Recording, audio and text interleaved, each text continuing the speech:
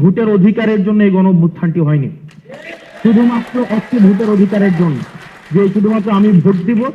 দেখেন, বিদ্যমান রাজনৈতিক কাঠামোটি রেখে পরবর্তীতে আমরা যতই নির্বাচন দেই না কেন সেই নির্বাচনের গ্রহণযোগ্যতা কিন্তু থাকবে না। এবং এই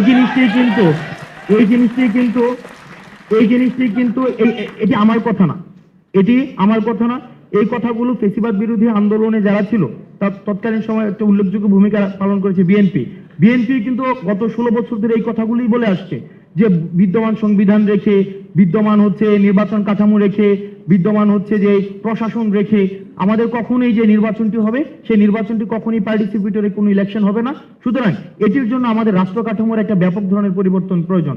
সেই জায়গা থেকে আমরা কিন্তু বারবার একটি কথা বলছি যে আমাদের কনস্টিটিউশনাল রিফরমেশন প্রয়োজন এবং অ্যাডমিনিস্ট্রেটিভ, যেটা একটা বলেছিলেন স্টেট অ্যাপারেটাসের একটা পূর্ণাঙ্গ ধরনের একটা পরিবর্তন প্রয়োজন। দেখেন, আমরা যারা নির্বাচিত সরকারের প্রতি আমাদের আস্থা আছে, কিন্তু আমরা প্রতারিত হয়েছি ইতিহাসের প্রতিটি পর্যায়ে।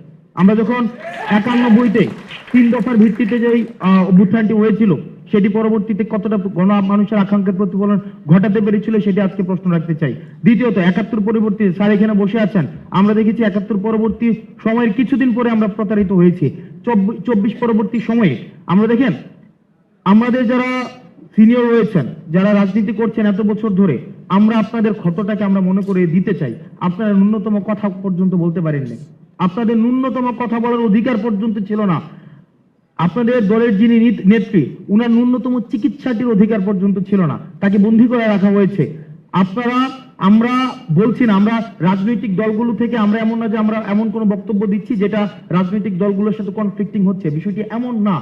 আমরা চাচ্ছি যে বেসিক যেই সংস্কারগুলো ছিল এই বেসিক সংস্কারগুলো আগে সম্পন্ন হবে এবং সেটি হচ্ছে আমাদের একটি গ্রহণযোগ্য নির্বাচনের দিকে নিয়ে যাবে।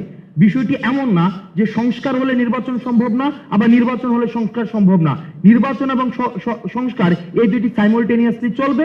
তবে রাজনৈতিক দলগুলো বিগত এত বছর ধরে যে সংস্কারগুলো মানুষকে দিতে পারেনি সেই জিনিসগুলো আমরা চাচ্ছি অন্তর্বর্তীকালীন সরকারের মধ্য দিয়ে হোক। ভাইয়ের একটা কথার সাথে আমি পোলাইটলি ডিসএগ্রি করব, শুধুমাত্র যে নির্বাচিত সরকারের মধ্য দিয়েই জনগণের সেটি হয়, সেটি আমরা গত বছর আওয়ামী লীগ কিন্তু বারবার বলছে আমরা নির্বাচিত সরকারের মধ্য দিয়ে এসেছি, আমাদের ম্যান্ডেট আছে এবং তারা যা ইচ্ছা তা করেছে কনস্টিটিউশন নিয়ে তাদের মন মতো করে তারা সেটিকে সাজিয়ে গুছিয়ে যা ইচ্ছা তা করেছে। দেখেন, এই সরকারের তাহলে ম্যান্ডেট কি? এই সরকারের ম্যান্ডেট হচ্ছে গণঅভ্যুত্থান।